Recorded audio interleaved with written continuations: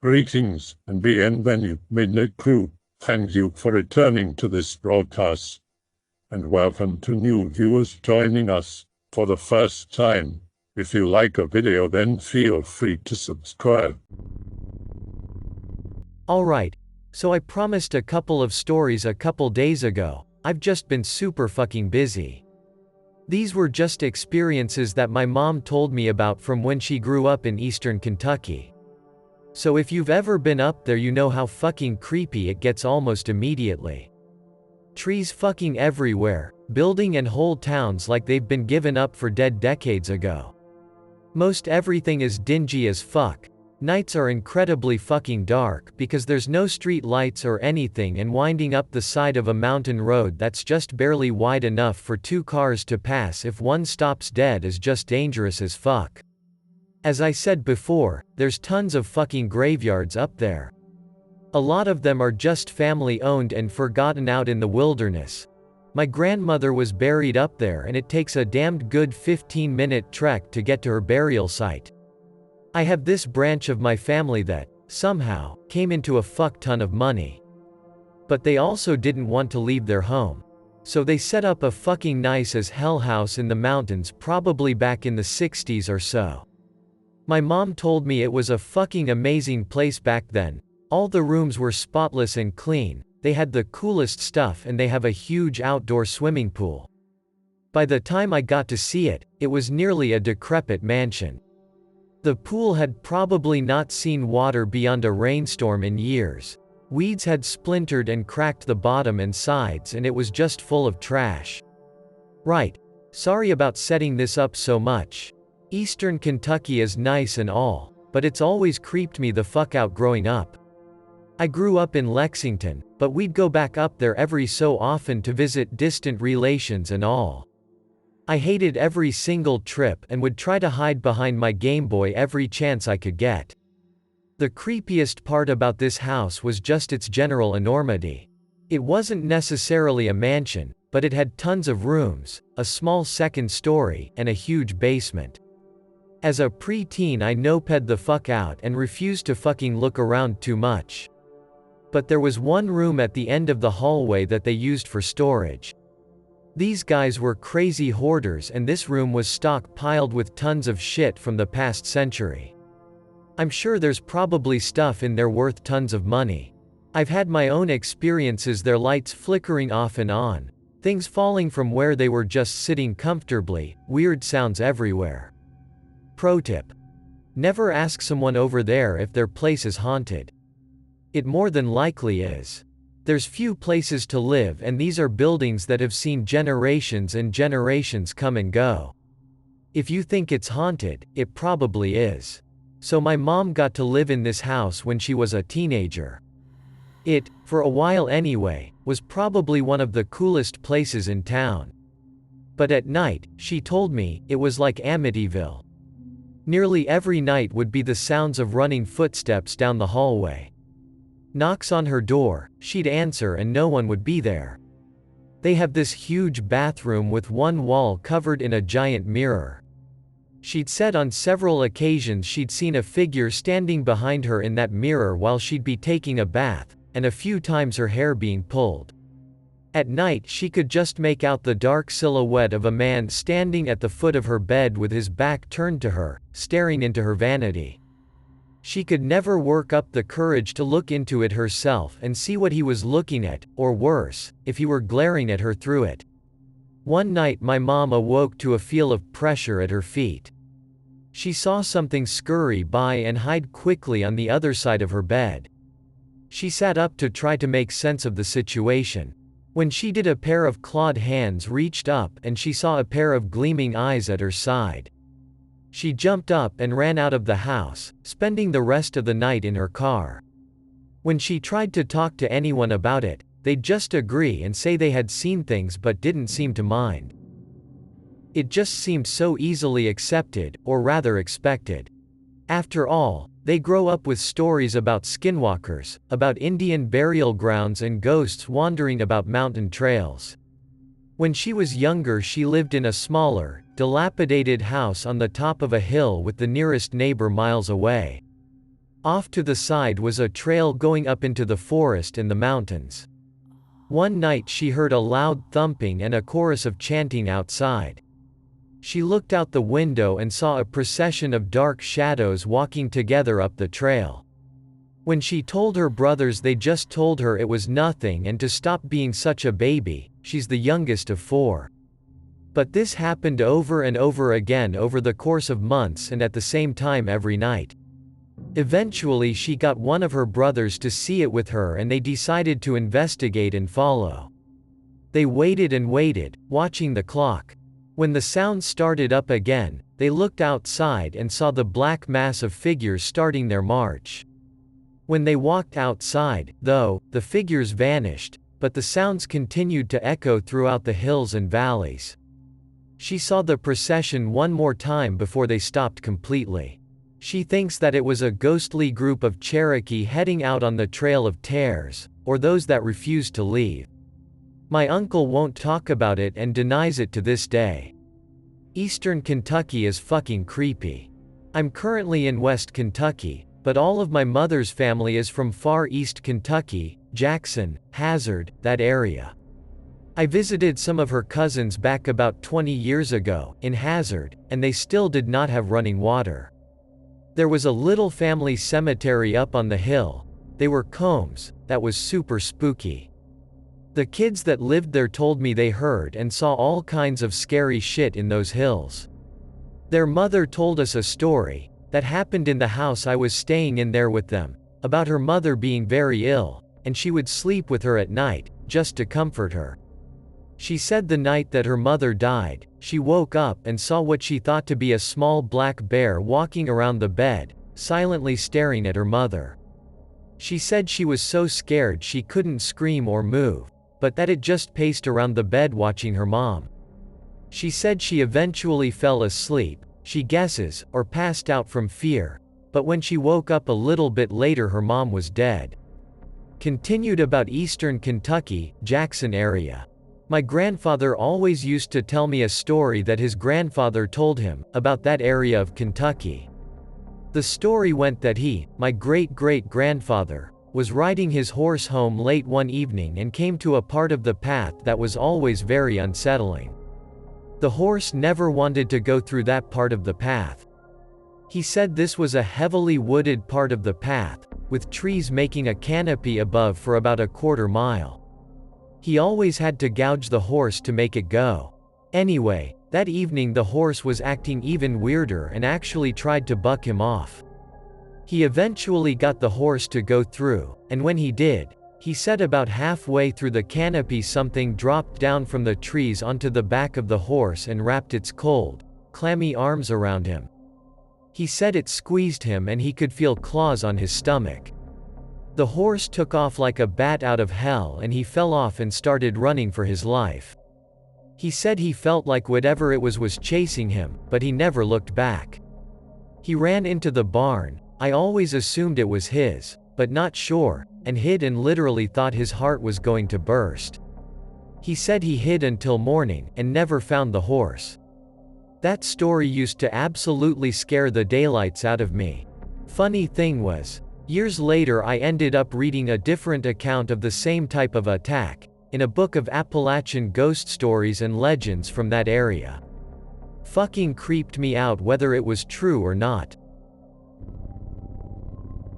The Kentucky meat shower was an incident occurring for a period of several minutes on March 3, 1876, where what appeared to be flakes of red meat fell from the sky in a 100 by 50 yard, 91 by 46 meter, area near the settlement of Rankin in Bath County, Kentucky. The meat appeared to be beef, but according to the first report in Scientific American, 2 gentlemen who tasted it judged it to be lamb or deer. B.F. Ellington, a local hunter, identified it as bear meat. Writing in the Sanitarian, Leopold Brandeis identified the substance as nostoc, a type of cyanobacteria. Brandeis gave the meat sample to the Newark Scientific Association for further analysis, leading to a letter from Dr. Alan McLean Hamilton appearing in the medical record and stating the meat had been identified as lung tissue from either a horse or a human infant, the structure of the organ in these two cases being almost identical. The composition of this sample was backed up by further analysis, with 2 samples of the meat being identified as lung tissue, 3 as muscle, and 2 as cartilage. Here's a true story from my childhood, believe it or don't. Be me. Be about 8 years old. Living in Nicholasville, Kentucky. A smaller town next to Lexington. Just moved in. Pass out on futon playing Tekken 3. Around 3:30 a.m. I half wake up and am in a semi-conscious state. Someone is whispering my name from outside asking me to come outside. In my days I follow the voice outside. My dad, who was getting ready for work, is in his room on the other side of the house, rushes outside with a gun. Grabs hold of me and tells me to get in the house. Police are called. I go back to sleep. The next day he explains to me that he heard someone outside whispering and then heard the back door close. From me exiting. We had just moved to the town a month prior and I hadn't attended school yet, so no one would reasonably know my name. Still have no explanation to this day. Pick related as the house. It's been demolished to make room for a neighboring business to expand their parking lot. It was on the main street. Alright, I'll start with the one where I was living in the old 1800s house, since that was the one I had the most paranormal experiences. I rarely post, so sorry if these stories come out shitty. The house I was living at was made during the 1800s Civil War era. It was an old archaic building. I think it may have been a slave owner's house. The landlord had split it into 4 or 5 apartments, so there was doors sealed off leading to different apartments. I moved in with a buddy, T, and his GFM, into an upstairs apartment. The apartment was shaped like an L and my bedroom was tucked behind the roomie's bedroom. A lot of the incidents were pretty small, like unexplained noises. There was typically a couple of apartments in the building not occupied, but there'd be unexplained banging and the sounds of movement on the other side of the sealed doors. The first notable experience. Me and roommate GFM sitting in my room late at night. We're just playing some online games and decide to get some food. Roommate T is asleep in the room over, but we go to sneak through so as not to wake him. M goes to open the door and it's pitch black inside the room. I watch as she takes a step or 2 forward into the dark. Immediately after, she comes stumbling backwards into the room. Starts crying and gasping for breath. Shut the door and calm her down as best I can to get what happened out of her. After walking out into the dark room, she felt an open hand touch her chest with fingers spread wide and pushed her back into the room. Eventually we both calmed down a little, and when we went to leave the room again, nothing happened other than an eerie feeling to the house. Give me a couple, I'll keep typing up some incidents at the house and segue into other stories. Following that first incident, a couple months later, we moved into the downstairs apartment. The setup was a lot better since I didn't have to sneak through my roommate's bedroom at night. This apartment was directly under the one we were just in. Moved into downstairs for a couple weeks. Know that no one is in that upstairs apartment yet. Daily occurrences of sounds of movement coming. Sometimes just the sound of walking, occasionally just a single thud. My room, you could hear it the loudest. There was one late night I heard faint screaming from upstairs. Shit pants a little, grab T and have him come up with me to check it out. Dead silence as we go up the big circular stairs. We stop and stare at the upstairs app door for a quiet minute or 2. Doorknob starts violently shaking. We nope out and dip back to our crib and shit bricks for the rest of the night. Hearing noises and banging just kind of ended up being a common part of our life there, and we just got used to it. There was once I was walking the dog late at night. I went to step into the house from our little side door. As I grabbed the out of nowhere a hot breathy voice whispered my name right in my ear. Noped right into the house, and stayed up till the sun was up. Those were kind of all the main incidents. It was just small stuff that we acclimated to and got used to, the ghosts banging around in whichever apartment wasn't occupied at the time. Got a Greentext story, if anyone's interested, of an encounter I had about 5 years ago. B19. Spring turkey hunt with Dad and Grandpa. Peabody, Coal Fields, Western Kentucky. Dad drops me off into a barren final evening to try and shoot a gobbler before they get to roost. Set up close to a small bank overlooking a clear side, we saw them leaving from here this morning. Greater than 40 minutes, nothing. Almost dark. Hear sudden, heavy footfalls. Thump thump. About 50 yards away, a big-ass wolf dog the size of a cow is wandering around. I have the weirdest boner right for some reason unknown to man. Wolf dog starts to mess with an old beer can. I am seriously paralyzed in denial of what I am seeing. Not a coyote, I've hunted many coyotes before. This thing is fucking gigawolf. It starts to move closer to me. Nope. I bolt down the hill, I hear a snarl behind me, I keep face forward to avoid cutting the shit out of me on briars. I can hear behind me though. Jump the ditch line and roll onto the gravel road, 12 gauge at the ready. Gigawolf is just about to jump the ditch. I pull the trigger. A holy orgasm of fire erupts from my 12 GA 3.5-inch shell. Feel like a badass for exactly a millisecond. Pump another round in, about to fire when I see it turn tail and run back up the hill. I sigh in relief, and I head straight to our RV to tell Dad. He doesn't believe me, says I probably just saw a deer. Grandpa kind of does, says anything could be out there with as much woods as there are. Did I see some ancient lycanthrope Indian monster, /x/? Just south of Winchester, there's a small county called Ford, but most people just say it's part of Clark. Along the river there is a power station.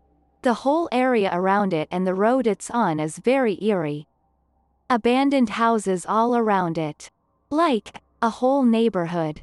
I heard rumors back in high school that lots of dead animals showed up around there all mutilated. Which interestingly ties in with two other rumors that I heard often while growing up around this area.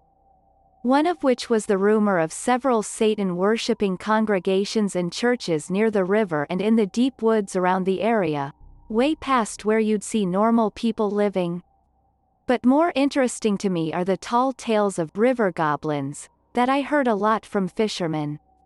Specifically my uncle, who used to tell me all the time that there were people who lived in the river with slimy skin, gills, and a large gaping mouth. He would tell this one specific story about a time he was fishing on the river one foggy night with his friends, and one of them came up from the water and grabbed his dog. The dog was able to get away, but she would never go fishing with him again. I never met any of the friends that were with him, but he always said they'd say the same. Just seems pretty creepy to me. Live in glorious Kentucky. At work, private security. Facility I guard is in the middle of nowhere. Interior patrol, doing equipment check. Guard shack at the truck gate, radios and get the shotgun. WTF. Coyote all over my shit. Grab Mossman 590 out of my car, head on foot to gate. Facility is surrounded by Inawoods. Flip on Surefire, point to woods. See glowing eyes. Lots of them. I mean fucking lots of them. Glowing eyes all across the tree line. Hear crazy amount of howling. Never saw coyote act like that before. Head into shack. Talking with other guard. Hear barking at door. Thosierencio.jpg. Look out through window, Feral dogs, about 20 of them, circling shack. I've got 9 shells, plus 15 on the sling. Barking and growling. Fellow guard pulls his sidearm, G17. Pull open door. Tactical-action.png. Open up on dangerous snarling pack. Some of the runoff, 3 of them came at us. Those 3 didn't make it home that day. Corpses look like German Shepherd/Labrador mix. WTF, we had to hit more than 3. Pick up blood trail from lot. Head in a woods. Eyes circle us. Growling. Nope. We've had issues with feral packs before. People drive dogs they don't want any more out here, and drop them off on the road. They've been breeding and attacking pets/livestock, etc. Never seen or heard of them acting like that before. Might sound like a lame story, but was some seriously strange shit. Guess you'd have to be there. This happened way back in the day when I was just a soccer mom's chaloon, so pardon the hazy, vague details if they come up. Be about 8 to 9 1/2. Little wimpy city boy. Grandpa was in World War II. Got shot in the leg and walked it off. Too manly for me. Calls me a little bitch. In his words, we're gonna change that.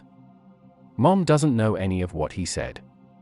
Background info time, he loves innerwoods camping. Invites my mom and I to go with him. She declines. Feel like I just missed the last chopper out of Saigon. We go camping. The old fuck pulls out 2 old as fuck guns. I'm like, WTF is this? He replies gruff as fuck, M1 Garand from my army days, and a Browning automatic shotgun. Gives my twig as a full-blooded rifle. We go innerwoods as fuck in Kentucky. I'm not stressing because I'm like the place where chicken comes from. Gets dark, quick. I'm kinda nervous, but I hold it in because I'm not gonna wimp out with Gramps and the rifle is pretty fucking cool. We set up. Gets deathly quiet. Really nervous now. I don't feel safe.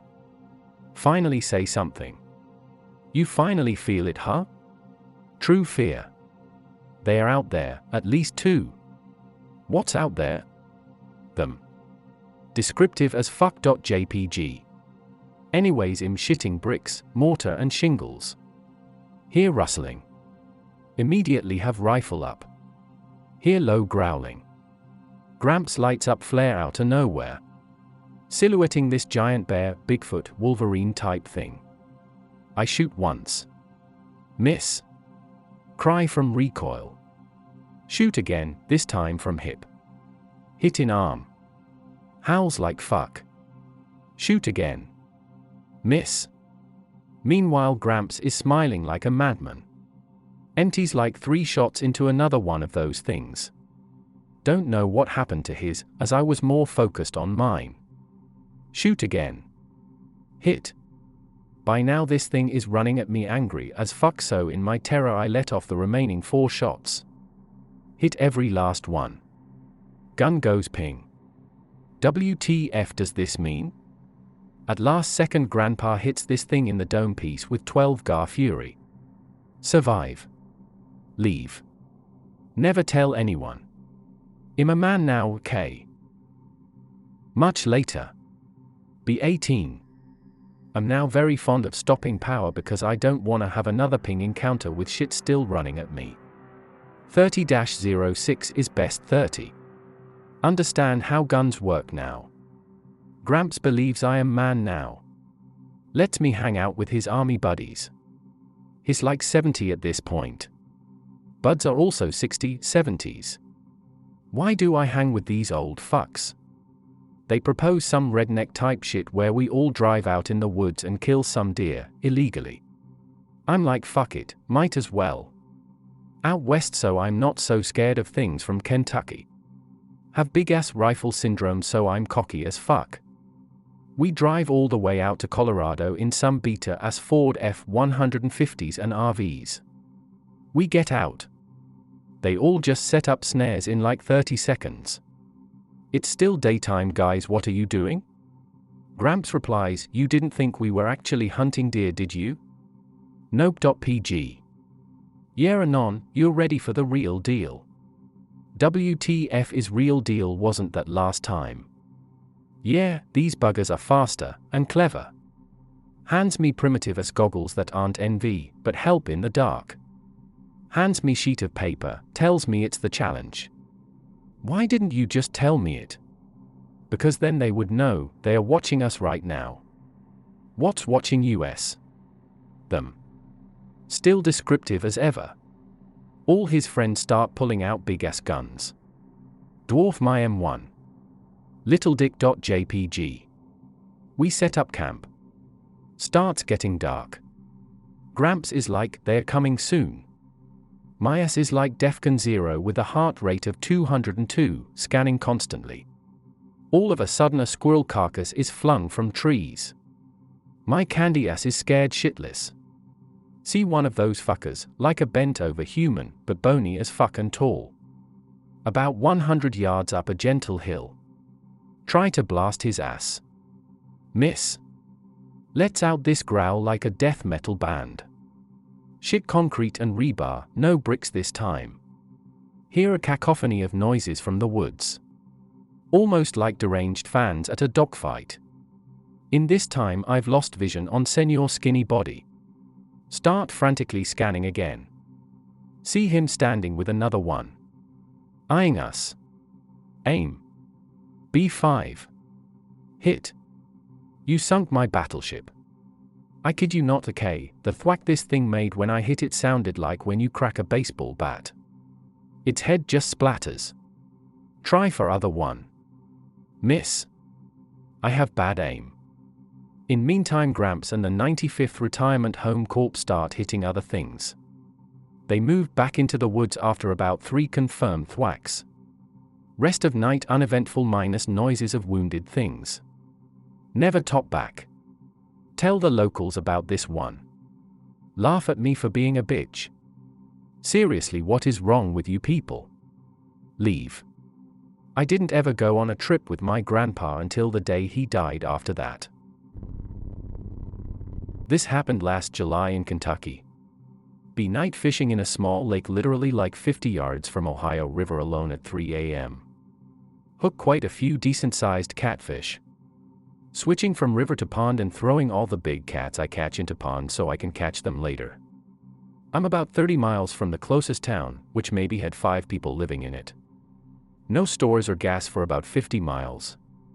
Listen to barges and party boats as they pass. Staring at the stars and drinking my cokes. Suddenly it gets really quiet. Dew and fog setting in. Start noticing these fucking bugs flying all over me. Turn on lantern to get a better look. So many bugs flying around me I can't see 5 feet in front of me. Fog getting worse. I'll just turn my light out and wait it out. About 10 minutes later it's so bad I'm getting them in my mouth. Fuck this. Gif. Slowly work my way to the truck, tripping in the mud every 10 feet or so. Get to truck. Plug in phone. Put in keys. Truck won't start. Get out to bang on gas tank because shitty eBay fuel pump.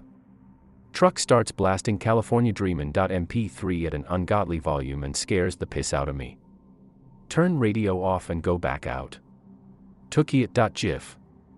Bang on pump. Half turn key. Hear pump kick on. Literally the loudest thumping shaking the ground. Sounds like a T-Rex is off in the woods.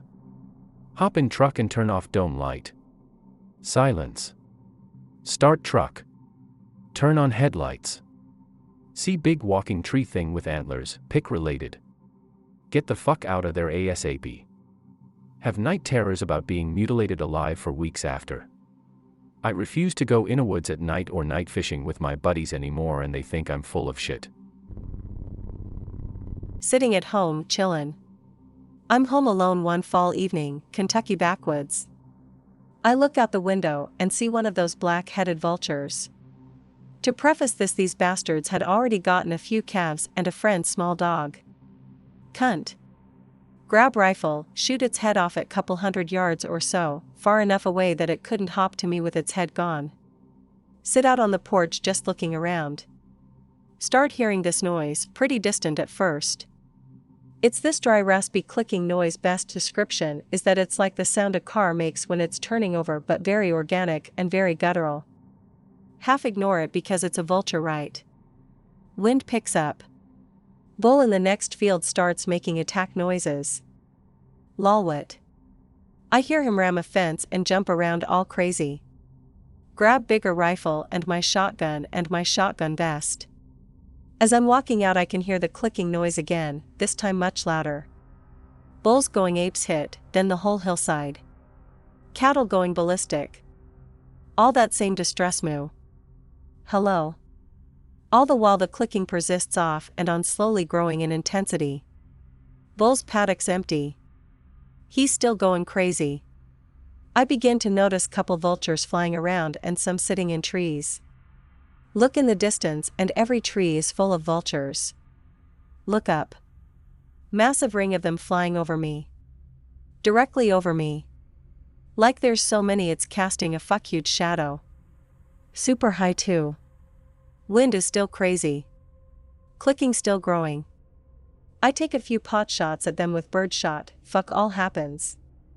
More and more start joining it. Ignore it for the time being. Cattle are still going apes hit, so I've gotta go check on them. I'm walking through this like service road on the side of a hill, tall grass and brush on either side of me. Cattle stop. Whine dies down.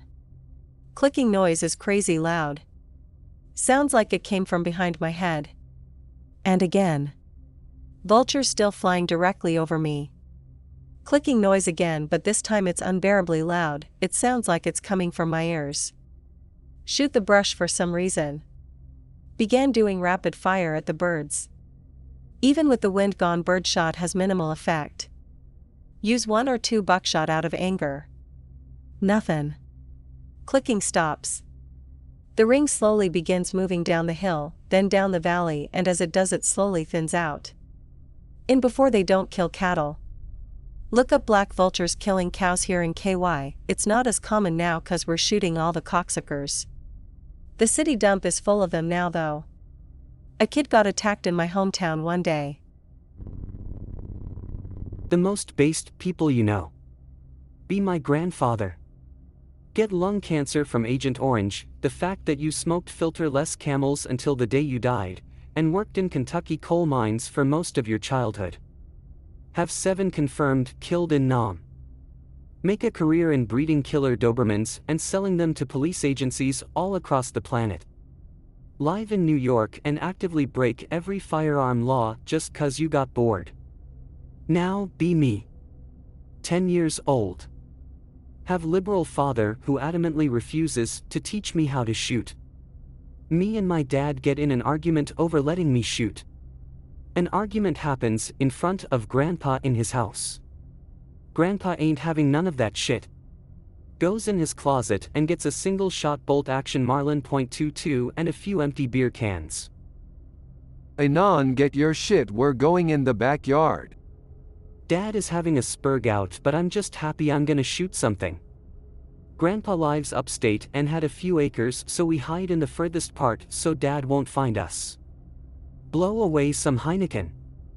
Me and Grandpa are smiling from ear to ear. Dad finally finds us and tells us how Grandpa put his kid in danger and he's gonna call the cops. Grandpa slaps my dad and goes, I taught you how to shoot when you were half his age.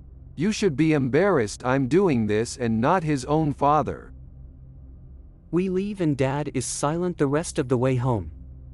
So that's the story of the most manliest man I've ever known and my first time shooting. Grandpa even gave me the brass from the first round I've ever fired, and I still have it to this day.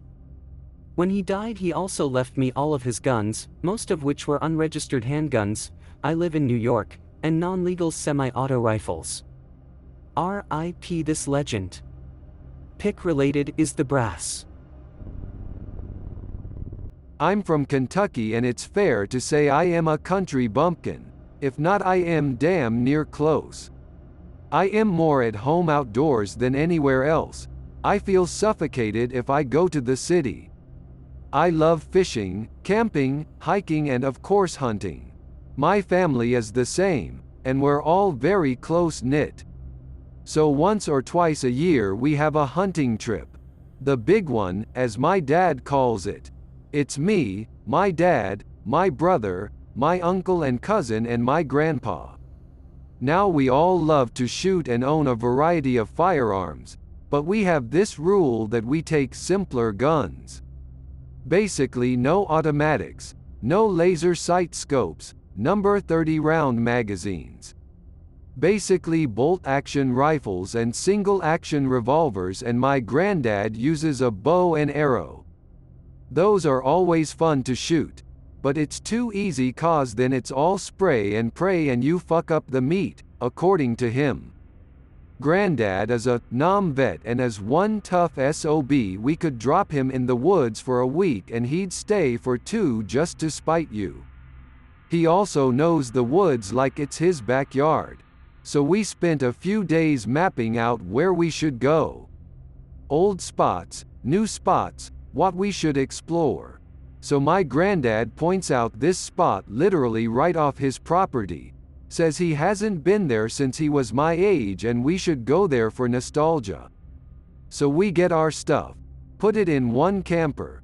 Oh, you pussies aren't roughing it with tents? If a bear can fuck its way into our camper, he's earned himself a burger. My granddad's property is basically a house, with about 100 yards of land that goes right up to the edge of the forest and trails. We get our shit and head out early in the morning around 4 a.m. We drive slowly through the trail. It's a dirt road. Didn't want to get stuck in, but fuck nowhere. Before stopping under a big tree in a clearing about 2 hours later. We set up camp and then head out. It was pretty disappointing. We got a few owls, some squirrels and we shot at a deer, but this section of the forest was dead. Most of the time we were just exploring while Granddad relived his childhood, telling us stories of him and his friends coming up in here. My cousin wanders off to piss and comes back saying he found something. We follow him to this old run-down looking stone house. The place looked abandoned for years. Well, I'll be damned, it's the old Sawyer house. Can't believe this is still here. Granddad goes on another nostalgia trip. Tells us how when he was a kid and the town was a lot more rural, a black family lived here and the son was accused of sleeping with a white girl. Everyone said it was an attack and the traffic cones, 1940s Kentucky, showed up and tried to burn the house down. Shame. They were good folks. I knew the younger daughter. They left town that night, go inside to check it out. Jesus Christ on a pair of JETSKIES. The place reeked of piss and old musty cellar smell. We're all gagging and Granddad has the serious stare. We poke around and find an old dirty torn up mattress moved to the living room. Scratch and claw marks on the walls and what looks like animal bones in one of the bedrooms.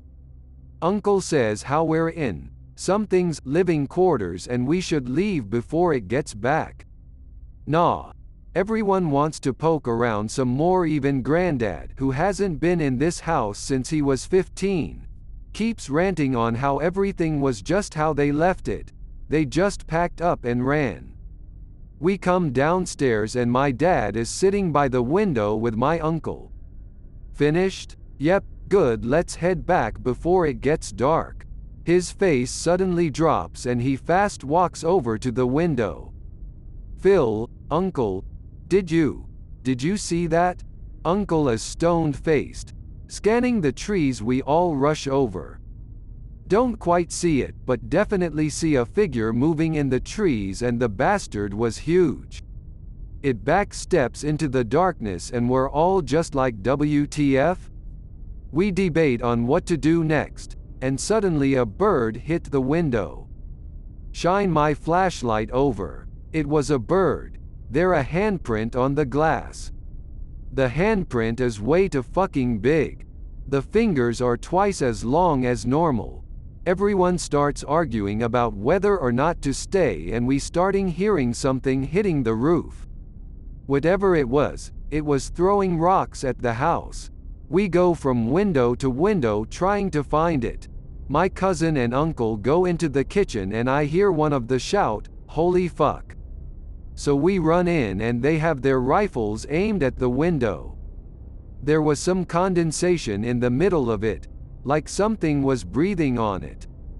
Granddad says whatever it is, it's baiting us and wants us to go outside, so we spend the rest of the night sitting in the living room. No one's is allowed to go anywhere by themselves. We would occasionally hear what sounded like scratching along the outside walls or like something was punching the house. Dawn comes and we check the windows 3 times for any sign of what we named it, and don't see anything. We didn't want to go outside, but we couldn't sit in that house for another night. So we try to walk out in an orderly fashion, but everyone is worried about getting separated. So we're tripping over each other for most of the walk back. We get back to the camp and all over our stuff is trashed. I've had campsites trashed by bears and this was no fucking bear. There were these softball-sized dents in the camper. One of our pots was bent in the hand, and to add insult to injury there was a pile of shit in the middle that would put the devil to shame. We pack up what could be saved. About 3/4 of it was beyond repair, and leave early. Driving back we got stuck in a hole in the road. It was there before all this happened. We were talking about IT and not paying attention, while trying to back it up when a fucking rock hit our windshield. Granddad pulls out his Ruger Blackhawk and starts shooting into the trees, yelling and swearing as he does it. My dad hits reverse, and gets us out, though he fucked up the bumper, and we floor it back home. That's about it. We never went back into that campsite and never told anyone else what happened. My dad and uncle refuse to talk about it, but it occasionally comes up between everyone else. Granddad was a little obsessed with it, trying to figure out what it was. Getting books or Googling things on cryptozoology. When he found out about that monster quest, it's all he would watch or talk about. I think he was in shock that something like that had been living in his town for his whole life and no one knew. He still hunts but discourages anyone to go up there. One day me, my cousin and my granddad were sitting around his house watching an episode of Monster Quest, and I asked my what it looked like, since him and my uncle were the only ones to get a good look at it, and my uncle refused to talk about it. He told us it was big, at least 6 to 7 feet, but it was hunched over. Not ripped, but definitely had some muscle structure, had the long-ass hands, grayish fur, but the really freaky part was its face. We've seen what Bigfoot supposedly look like an orangutan, but this was more of an elongated chimpanzee face with yellow, dilated eyes, and it had teeth like a lion's. It pulled its lips back like chimps do, he told us. I don't ask him about it. You could tell how shaken up he was just talking about it. Summer 2007, right after high school graduation. Decide to go hiking in a woods. In the mountains a little southeast of Hazzard, Kentucky. Coal country. Get dropped off at railroad crossing by cousin. Have SKS, M&P 40, bedroll and my pack, some food and first aid. Walk the tracks a couple miles, then find an old access road. Access road winds up the mountain, then stops and a landing. Landing has a couple buildings and some old equipment. Explore the building, find some old mining tools and personal effects of the miners. Find mine entrance, it had been collapsed and boarded up.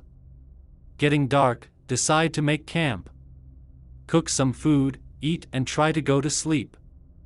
Sleep what feels like an eternity. awake to a loud bang. My dad worked the mines when I was little, so when I say bang I mean dynamite. Jump up faster than I've ever moved in my life. Check watch. I was only out 20 minutes.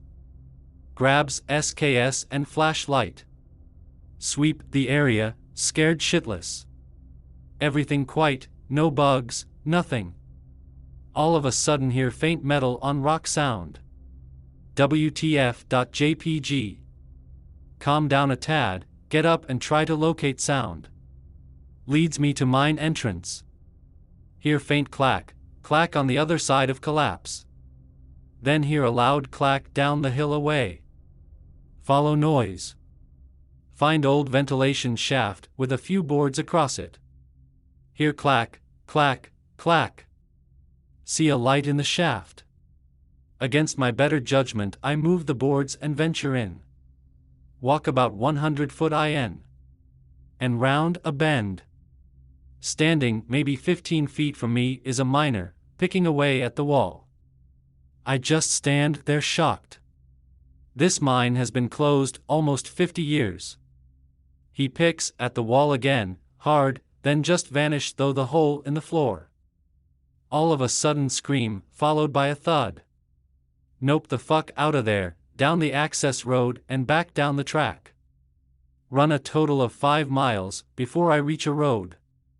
Hitch a ride and stay at a diner till morning. I'm not good at stories, but my guess is that miner fell through the floor and the mine was open and now relives his death at that old place. I hope that you enjoyed tonight's broadcast. If you enjoyed tonight's story, then please subscribe to the channel as more Greentext will appear daily. A new broadcast will appear when the clock strikes midnight Central Time.